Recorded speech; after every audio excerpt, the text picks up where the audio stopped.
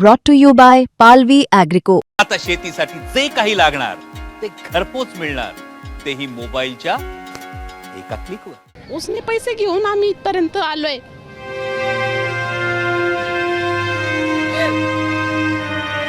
रडायची म्हणजे प्रत्येक माणूस वेगळा आहे ना सर. मला सांगा, आम्ही महिला, आम्ही आमच्या मुलांना व्यवस्थित शिक्षण पण नाही देऊ शकत.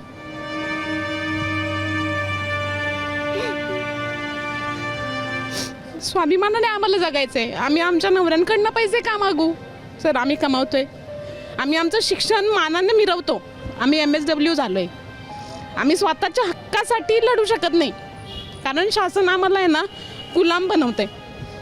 नमस्कार, मी अभिजित करंडे. मुंबई तकच्या विशेष कार्यक्रमामध्ये आपलं सगळ्यांचं स्वागत आहे. मी आत्ता आझाद मैदानावरती आहे आणि आझाद मैदानावरती सध्या मनरेगाच्या कर्मचाऱ्यांचं बेमुदत उपोषण चालू आहे. 23 तारखेपासून, जानेवारीपासून राज्यभरातलं काम जे आहे या सगळ्या कर्मचाऱ्यांचं ते बंद आहे आणि आज 5 तारीख आहे.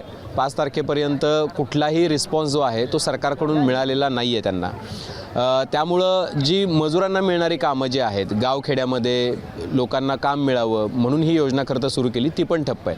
खरं तर या योजनेचा जनक महाराष्ट्र आहे. 72च्या दुष्काळाच्या वेळेला विसपागेंनी ही योजना इंट्रोड्यूस केली आणि लोकांच्या हाताला काम मिळालं. पूर्ण देशभर नंतर ती लागू करण्यात आली आणि ज्या योजनेचं जनक महाराष्ट्र आहे त्या योजनेमध्ये 2006 पासून अनेक लोक काम करत आहेत आणि त्याच्यामध्ये काही त्यांची तांत्रिक पदं आहेत की ज्या पदांची नावं जी आहेत ती त्यांनी तिथे लिहिलेली आहेत. महात्मा गांधी राष्ट्रीय ग्रामीण रोजगार हमी योजनेअंतर्गत कार्यरत सर्व कंत्राटी अधिकारी कर्मचाऱ्यांचा आणि इतर योजनेतील कर्मचाऱ्यांप्रमाणे शासन सेवेत नियमित करावं आणि समायोजन करावं. तर अशी त्यांची काही डाटा एंट्री ऑपरेटर आहेत, वाहन चालक आहेत, तांत्रिक सहाय्यक आहेत, परत सहाय्यक कार्यक्रम अधिकारी आणि जिल्हा MIS म्हणजे समन्वयक, अशी ही सगळी मंडळी आहेत. एकूण संख्या 4300 इतकी आहे आणि सगळ्यांचं काम बंद आहे. 2-3 प्रमुख मागण्या आहेत.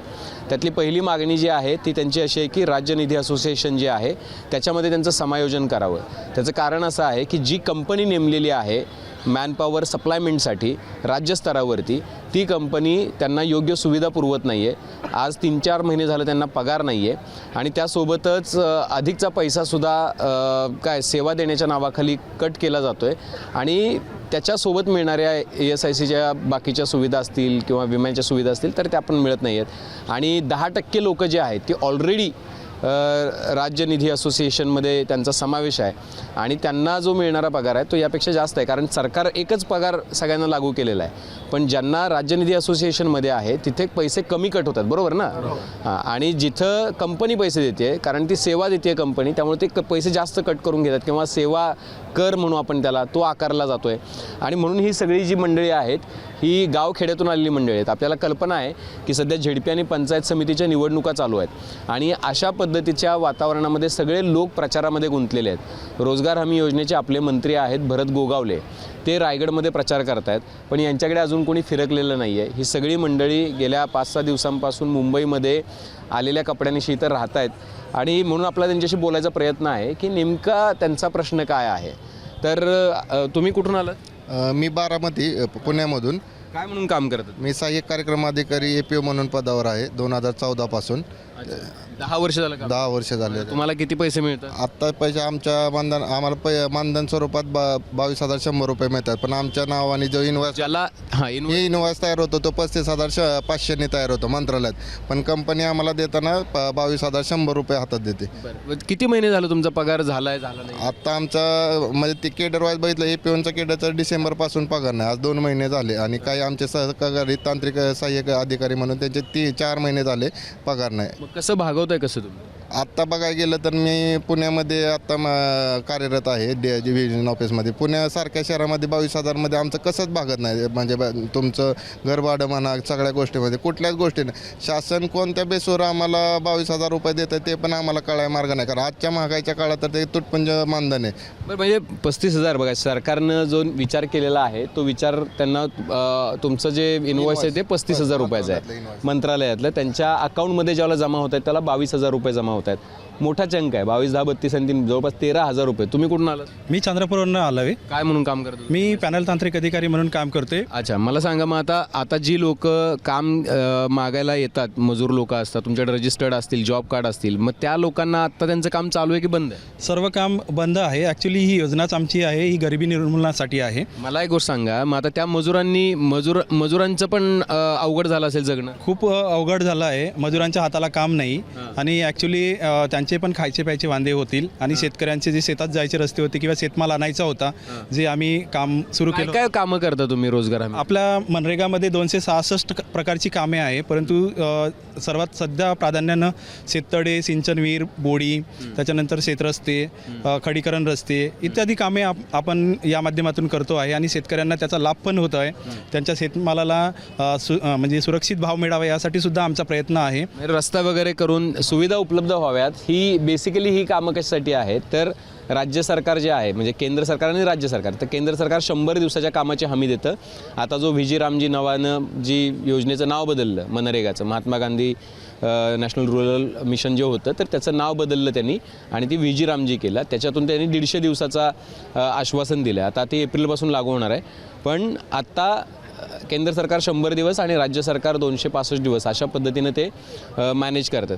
मला सांगा तुमची अडचण काय मग? आमची अडचण हीच आहे की आम्ही आता जवळपास 17 वर्षापासून आम्ही काम करतो आहे आणि शासनास इतकी चांगली सेवा देतो आहे आणि यामधनं आपल्या मनरेगाच्या माध्यमातून खूप कुटुंब आम्ही श्रीमंत केलेत, लखपती केलेत, परंतु आमच्याकडे शासनाचं टोटली दुर्लक्ष आहे. आपण जर बघितलं तर इतर योजनेमध्ये बरेच कंत्राटी कर्मचारी यांना शासन सेवेमध्ये समायोजन दिलं, त्यांना नियमित करून घेतलं, परंतु आमच्याकडे कुणीच म्हणजे मुळीच शासनाचं दुर्लक्ष आहे. ठीक आहे. बघा असं आहे की ज्या मूळ समस्या आहे, एक तर पगार होत नाही आहे आणि जी कंपनी सेवा कराच्या नावाखाली अधिक पैसे कापते तर त्यामुळे त्यांचा तोटा होतो आहे. त्याच्या आधी ज्या वेळेला तुम्हाला जिल्हाधिकारी आधी कसं होतं की आधीची सिस्टीम अशी होती की जिल्हाधिकाऱ्यांच्या पातळीवरती एक कंपनी नेमली जायची आणि तिथून तो पगार दिला जायचा. सेतू समिती पण होती आधी, सेतू कार्यालय तुम्हाला माहिती असतील तर त्याच्यातून. मग आधी किती पैसे कापले जायचे पगारात? ते फक्त 500 रुपये. आधी 500 रुपये हो, कापले फक्त जायचे. मग आता इतक्या मोठ्या प्रमाणात पैसे कापले जातात? 7,500 आता प्रत्येक कर्मचाऱ्याचे. किती? 7,500. 7,500 हां, प्रत्येक कर्मचाऱ्याचे. प्रत्येक कर्मचाऱ्याचे. आता आमचे 4,000च्या वर कर्मचारी आहे. 4 ते म्हणजे 3 कोटी रुपये पर मंथ. 3 ते 4 कोटी रुपये. म्हणजे बघा 4,300 कर्मचारी राज्यामध्ये आहेत. म्हणजे एकूण जे आहेत ते 4,300 कर्मचारी जरी आपण पकडले आणि जर 7,000 रुपये जर महिन्याला त्यांचे कट होत असतील तर जवळपास 3 कोटी 1 लाख रुपये महिन्याला कट होतात. आत्ता मला एक गोष्ट सांगा की जर समजा राज्य निधी असोसिएशनमध्ये जर तुम्हाला समायोजित केलं तर त्याच्यामुळे काय तुमचा फायदा काय होईल? आम्हाला सर आमचे जे आता ती 7 जे जास्तीचा सेवा कर घेतात आकारतं ते आकारलं आहे शासकीय संस्था असल्यामुळे राज्य असोसिएशन, तर ते आकारणार नाही आणि मूलभूत आम्हाला सुविधा मिळतील. राज्य शासनाची संस्था असल्यामुळे आम्हाला ते म्हणजे आम्हाला एक सुरक्षितता प्रदान होईल. मी येतो थांबा. हां, अभिमानाने जगता येईल. आता नाही जगतायत? आता नाही जगता येत. का बरं? कारण आता आम्हाला सगळेजण कंत्राटी म्हणून हिणवतात. तुम्ही कंत्राटी आहे, तुम्हाला म्हणजे काय मानच नाही आहे. आम्हाला मान नाही, धन नाही. त्याच्यामुळे आम्ही स्वाभिमानाने सांगू शकत नाही लोकांना की आम्ही नाही का कुठंतरी छान कामाला आहे, म्हणजे शासकीय यंत्रणेमध्ये काम करतोय पण शासनाच्या सेवेत नाही आहे आम्ही. आम्हाला सगळेजण कंत्राटी आहे, तू कंत्राटी आहे बोलायचं नाही. मला एक गोष्ट सांगा की बघा सरकारी कर्मचाऱ्यामध्ये कंत्राटी काय तुम्ही हे 4,300 लोक असं नाही आहे, जवळपास खूप शेकडो लोक जे आहेत ते अशा पद्धतीने काम करत आहेत. मूळ मुद्दा जो आहे तर तो तुम्हाला आत्ता तुम्ही कुठल्या जिल्ह्यात काम करता? मी पुणे जिल्ह्यामध्ये. पुणे जिल्ह्यामध्ये काम करता. मग तुम्हाला किती कुठल्या पदावर काम करता? मी सहाय्यक कार्यक्रम अधिकारी आहे. PG पर्यंत शिक्षण घेतलंय. काय शिक्षण झालं तुमचं? माझं MSW झालंय. अच्छा, MSW. Social work master social work. अच्छा, मग आता तुम्हाला किती पैसे मिळतात? 22,000 रुपये. तुम्हाला आधी किती पैसे मिळायचे? 15,000. अच्छा, म्हणजे तुम्ही किती वर्ष झालं काम करत? 15 वर्ष. 15 वर्षानंतर तुमचा पगार 22,000 झाला. बरं. तुम्हाला घरचं भागतं 22,000मध्ये? नाही, 22,000 मध्ये. मी आता इथं आंदोलनाला येताना म्हणजे अक्षरशः रडू येते की उसने पैसे घेतलेत. म्हणजे उसने पैसे घेऊन आम्ही इथपर्यंत आलोय.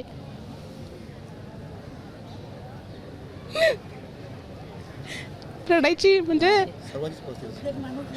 प्रत्येक माणूस वेगळा आहे ना. चॅनलवर दाखवण्यासारखी गोष्ट नाही आहे. सर मला सांगा, आम्ही महिला, आम्ही आमच्या मुलांना व्यवस्थित शिक्षण पण नाही देऊ शकत.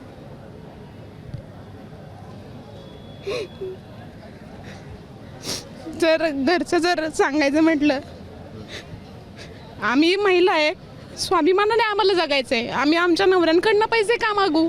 सर आम्ही कमावतोय, आम्ही आमचं शिक्षण मानाने मिरवतो. आम्ही MSW झालो आहे. आम्ही स्वतःच्या हक्कासाठी लढू शकत नाही, कारण शासन आम्हाला आहे ना गुलाम बनवतंय. तुम्हाला मला सांगा की तुम्ही ज्यावेळेला आता हे सगळं सांगतो, तुमचा पगार झाला गेल्या नाही, किती महिने झाले? 2 महिने झाले नाही झालं. नाही झालं. मग कसं तुम्ही पगार नसताना काम आणि घर कसं सांभाळता? उसनेपासने पगार झाला 2-8 दिवसातच तो देण्यामध्ये जातो. बघा असं आहे की प्रत्येक व्यक्तीला सन्मानानं जगण्याचा अधिकार आहे आणि ही लोक सरकारला सेवा देतात. आता राज्य सरकारचं म्हणजे निधी असोसिएशन जे आहे त्याच्यामध्ये जर या लोकांचं समायोजन केलं तर त्याने काही तोटा होणार नाही आहे. त्याने होईल तो या लोकांचा फायदा होईल. हे सगळे महाराष्ट्रातलेच लाडके बांधव आणि लाडक्या बहिणी आहेत सरकारच्या, त्यांचाच फायदा होईल की जेणेकरून जी कंपनी 7,500-8,000 हजार रुपये त्यांचे कट करून घेते तर कदाचित 500 रुपये कट करून घेईल, त्यांच्या हातात 4 पैसे जास्त पडतील आणि 4 पैसे जास्त पडल्यामुळे त्यांचं राहणीमान जीवनमान उंचावेल. त्याशिवाय त्यांच्या मुलांच्या शिक्षणाची त्यांना सोय करता येईल. ताई तुम्ही कुठून आलात? मी ठाणा जिल्हा ठाणे जिल्ह्यामध्ये. कुठे काम करतात? भिवंडी पंचायत समिती. भिवंडी पंचायत समिती. किती वर्षापासून काम करतात? 14 वर्षे झाले सर. 14 वर्ष झाली. मग 14 वर्षांमध्ये तुम्ही सुरुवात ज्याला केली त्याला किती पैसे देतो सर? 6,000 होता पगार. आणि 14 वर्षांत किती झाला? आता 20,000 भेटतो. मग आता पगार झालाय की नाही झाला? नाही, 2 महिने बाकी आहे सर. हे कधीपासून चालू झालं डिले पगार व्हायचं? डिले पगार व्हायचं नेहमीच आहे सर, कंटिन्यू असं, म्हणजे कंपनी आल्यापासून हे डिले होतोच. अच्छा, म्हणजे जेव्हापासून सरकारनं ह्याच्यामध्ये कंपनी म्हणजे मॅनपॉवर सप्लायसाठी कंपनी नेमली त्यावेळेपासून हे चालू आहे? हो सर. खूप साधा विषय आहे की मॅनपॉवर सप्लायसाठी कंपनी नेमली सरकारनं, तिला सरकारनं पैसे दिले, त्यासोबतच या कर्मचाऱ्यांच्या पगारातून सरकार पैसे कापतं आहे सेवा कर म्हणून. पण एवढं सगळं करून पण जी काही XYZ कंपनी असेल ती कंपनी जी आहे ती वेळेवर पगार का करू शकत नाही आणि बाकीच्या सुविधा काय देऊ शकत नाही, हा प्रश्न कोणीतरी विचारला पाहिजे ना. रोहयो मंत्री जे आहेत भरत गोगावले, त्यांनी यामध्ये लक्ष घालणं गरजेचं आहे. ते प्रचारामध्ये जर असतील, तिकडं जर लोकांचं भलं व्हावं आणि विकास व्हावा म्हणून जर ते प्रचार करत असतील तर या लोकांचा पगार नाही आहे, यांचं आयुष्य ठप्प झालं आहे, त्यांच्याकडे लक्ष द्यायला त्यांना वेळ का नाही आहे? आता हा पण प्रश्न त्यांना विचारला पाहिजे कोणीतरी. मला एक गोष्ट सांगत आहे, ज्या वेळेला तुम्ही आता 2 महिने झालं पगार नाही आहे, बघा पगार नसल्यानंतर काय परिस्थिती होते सगळ्यांना माहिती आहे. तुमची माझी काही वेगळी परिस्थिती होणार नाही. पण आता जर तुम्ही ज्या पद्धतीची मागणी करताय तर तुम्हाला भेटायला कोणी आलं होतं? तुम्हाला काय आश्वासन? नाही सर, कोणी नाही अजून आलेले. कोणीच नाही आलं? दखल कोणीच घेतलेली नाही. इथं कोणी अधिकारी वगैरे येऊन भेटून गेले? नाही सर, नाही आले, काहीच नाही. काहीच नाही. मला एक गोष्ट सांगा, कधीपासून तुम्ही आहात इथे? सर आम्ही झाले आता 1 तारखेपासून इकडेच आहेत आम्ही. 5-6 दिवस झाले. हो, इथेच आहेत आम्ही. रात्रंदिवस इथेच आहेत आम्ही. रात्रंदिवस आम्हाला जेव्हा जसं वाटते आम्ही तसं त्याच्या परीने आम्ही तिथे झोपतो. आमचे खाण्याचे वांदे आहेत, पिण्याचे वांदे आहेत. आमचे झाले आता 2 महिने तरी पगार नाही. मी 2012ला लागलेलो आहे, मला 6,000 पगार होता. अजून आमचे 2 महिने झाले पगार नाही आहेत. आम्हाला हे S2 कंपनी हीच नकोच आहे, म्हणजे नकोच आहे साहेब. मला एक गोष्ट सांगा, मग आता तुम्ही इथं आंदोलन तरी कसं भागवताय? कारण तुम्हाला दिवसभराचं राहायला तर जागा पाहिजे, छत तर पाहिजे, हे वॉशरूमला जायला जागा पाहिजे. काय सर आम्हाला तर मजबुरी झाली ना. आता आम्ही जाणार तरी, आम्ही माझं पण BSW झालेलं आहे. मी पण जाणार कुठे, दुसरी नोकरी शोधणार कुठे आणि नोकरी देणार कशी आता आम्हाला त्याच्या पुढे?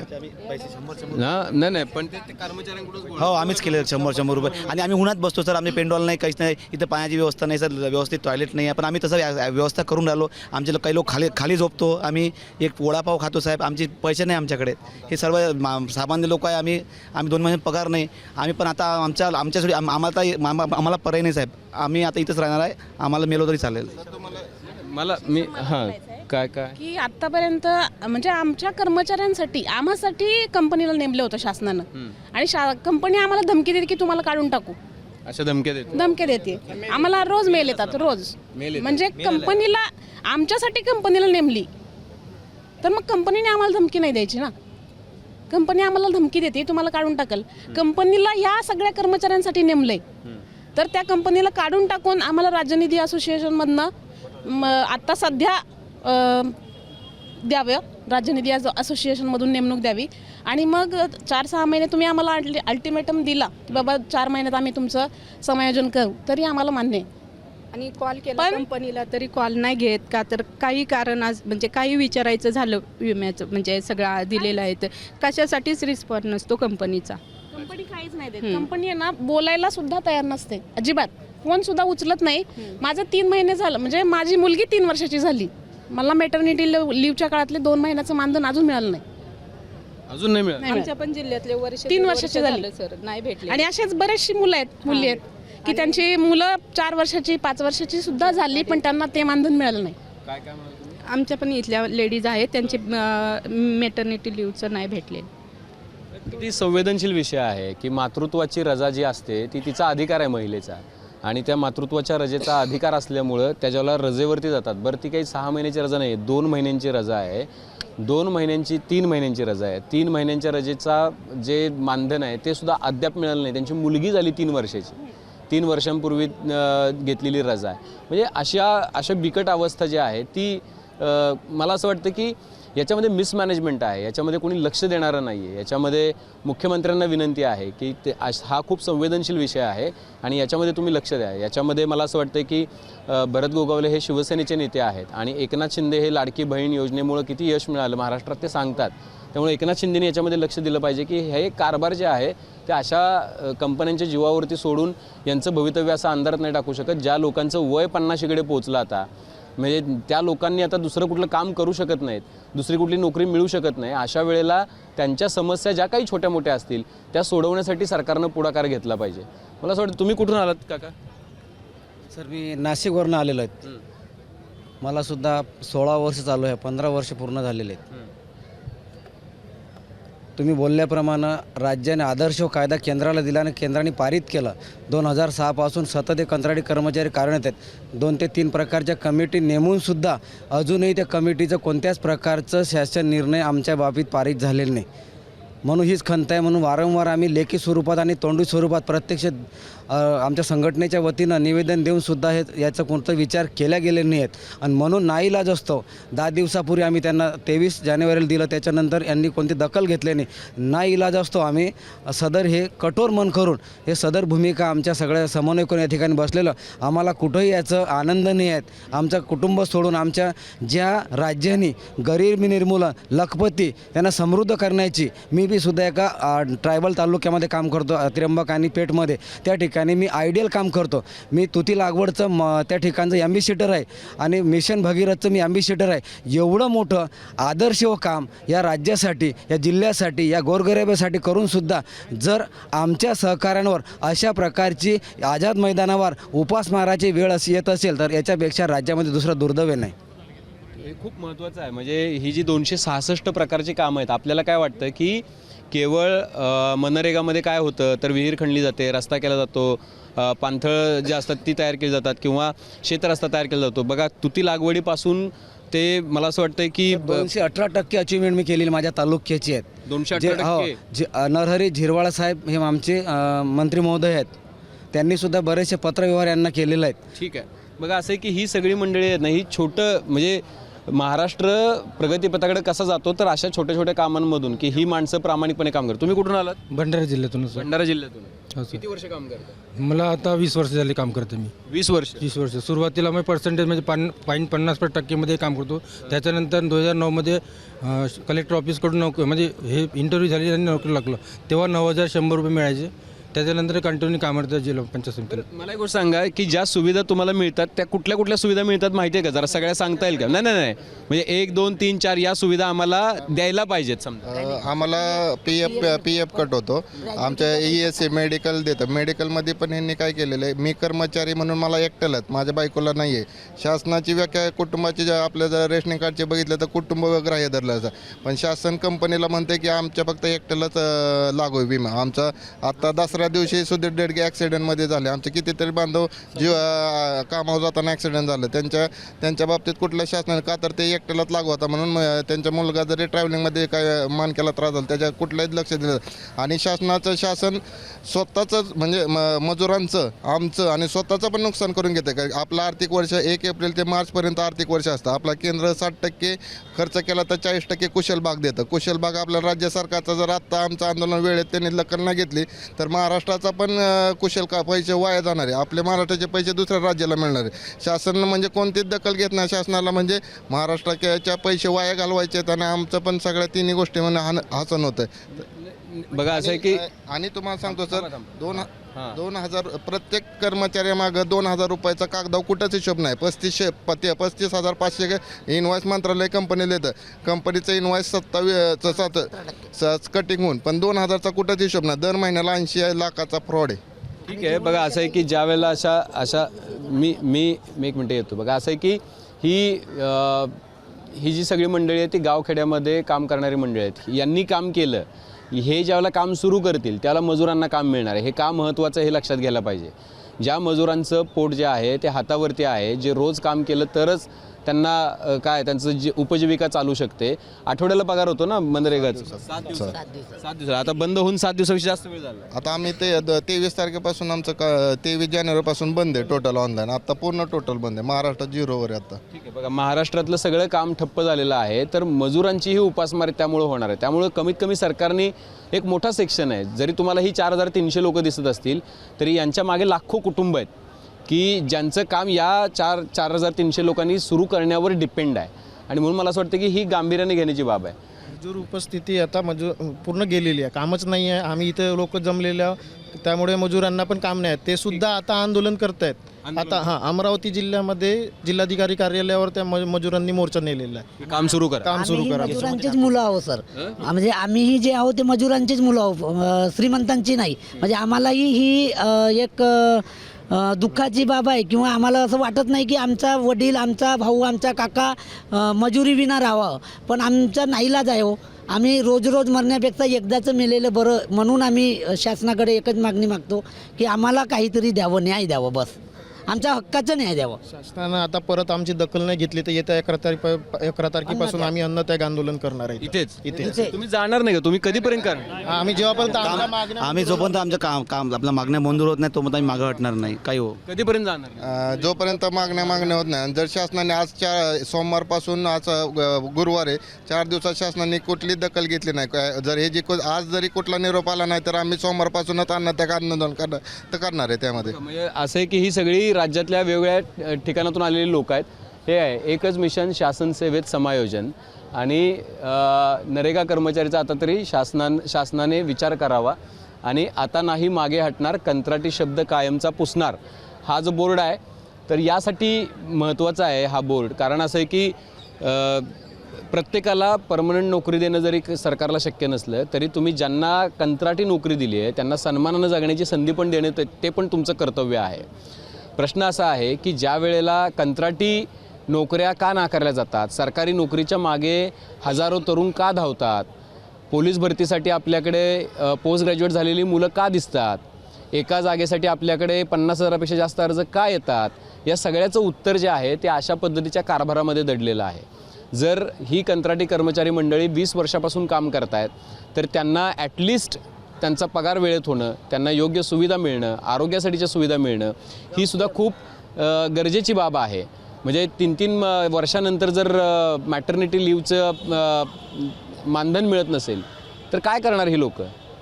मला असं वाटतं की कंत्राटी हा जो शब्द आहे सगळीकडे कंत्राटीकरण करणं हे सगळ्यात जास्त धोकादायक आहे. हे असुरक्षितता देणार आहे. कंत्राटी शब्द तुम्हाला तुमच्या आयुष्यामध्ये असुरक्षितता देतो आणि हा शब्द पुसला आणि तुमच्या मागे फक्त कर्मचारी आला की तो तुम्हाला सुरक्षितता देतो. म्हणून ही मंडळी म्हणतात की आमच्यामधून कंत्राटी हा शब्द काढा आणि आम्हाला सरकारमध्ये सामील करून घ्या, सरकारी नोकरीमध्ये सामील करून घ्या. मला कल्पना नाही आहे की हे किती शक्य आहे किंवा काय आहे, पण ॲटलिस्ट राज्य निधी असोसिएशनमध्ये तरी सामील करणं लगेच शक्य आहे. सुप्रीम कोर्टाने एका बाजूला काय म्हटलेलं आहे की समान काम समान वेतन मिळालं पाहिजे. आज आम्ही रेग्युलर कर्मचाऱ्यांनी एवढंच काम करतोय आणि आम्हाला जर मानधन जे ते एकदम तुटपुंज जर स्वरूपात मिळत असेल तर आमच्यावरती सरकार अन्यायच करत आहे. आणि हा अन्याय एवढा वाढत चालला की इंग्रजांपेक्षा सुद्धा सर आज अन्याय जास्त झाला आहे. आज आमच्यापैकीच एक भगिनी आज इथं आलेत, दुसऱ्यांकडून उसने पैसे घेऊन इथं येऊन राहिलेत. ते आज रडतात, त्यांची 3 वर्षाची मुलगी आहे, तिला सोडून इथं राहतात आहे. सरकारने कुठंतरी विचार केला पाहिजे. आज 8 दिवस जर सरकार आमच्याकडे लक्ष देत नसेल तर ह्यापेक्षा मोठी शोकांतिका नाही सर. इथं 9 महिन्याचं बाळ घेऊन पण आमचा कर्मचारी आलेला आहे. 9 महिन्याचं बाळ, पण ते पोलीस प्रशासनाने म्हटलं की तुम्हाला असं लहान बाळ असल्यामुळं आज जाता येणार नाही, म्हणून त्या 1 दिवस बाहेरच थांबून गावी गेल्या. ही पण आले होते. हो, ही परिस्थिती आज आमच्या नरेगा कर्मचाऱ्यांची आहे. सर आमचे अपंग सुद्धा कर्मचारी आहेत, ते विकलांग आहेत, अशी सुद्धा माणसं आज आमच्या लढ्यामध्ये उतरलेली आहेत. जर शासनाने याकडे दुर्लक्ष केलंच तर आम्ही 11 तारखेपासून अन्नत्याग आंदोलन करणार आहोत. बघा असं आहे की समस्या ज्या आहेत आपण किती वेळ ऐकलं तरी ते काही सत्य बदलणार नाही आहे. माझी जे कोणी लोक सरकारमधले हे बघतायत, अधिकारी असतील, भरत गोगावले असतील, विशेषतः ते मंत्री आहेत या विभागाचे, मुख्यमंत्री असतील किंवा उपमुख्यमंत्री एकनाथ शिंदे असतील, तर त्यांनी या सगळ्या विषयाकडे संवेदनशीलतेनं बघावं, गांभीर्यानं म्हणण्यापेक्षा की संवेदनशीलतेनं बघावं. ही जी मंडळी आहेत त्यांचा पगार वेळेत निघावा. जर जिल्हाधिकारी किंवा सेतूच्या कार्यालयामार्फत ज्यावेळेला वेतन होत होतं तर त्यावेळेला जर सेवा कर केवळ 500 रुपये कापला जात होता, तर आता तो 7,000 रुपये का कापला जातो आहे हा प्रश्न व्हॅलिड आहे, हा विचारला जाणार. जर त्यावेळेला सेतूच्या मार्फत सगळी कामं जर नीट होत होती तर या कंपनीची गरज का पडली सरकारला? जिल्हाधिकारी जे आहेत, जिल्हाधिकाऱ्यांच्या मार्फत या सगळ्याचं नीट नियोजन केलं जात होतं, तर अशा पद्धतीनं राज्याच्या पातळीवर क्लस्टर करून ह्या लोकांची गैरसोय करण्यामध्ये कुठला हेतू आहे? मला असं वाटतं या प्रश्नांची उत्तरं सरकारनं द्यावी लागतील. आणि म्हणून थोडं गांभीर्यानं आणि अधिक संवेदनशीलतेनं या सगळ्या लोकांकडे बघणं गरजेचं आहे. कारण दिसत आहेत 4,300 लोकांचे चेहरे. मागे लाखो कुटुंब आज कामाविना, मनरेगाच्या कामाविना घरी बसून आहेत. आणि 8 दिवसानंतर तुमच्याकडचं घरातलं ज्यावेळेला खर्चाचे पैसे संपतील 8-10 दिवसानंतर, त्यावेळेला त्यांचासुद्धा आक्रोश तुम्हाला ऐकावा लागेल. कॅमेरामन आशिषसह अभिजित, मुंबईत.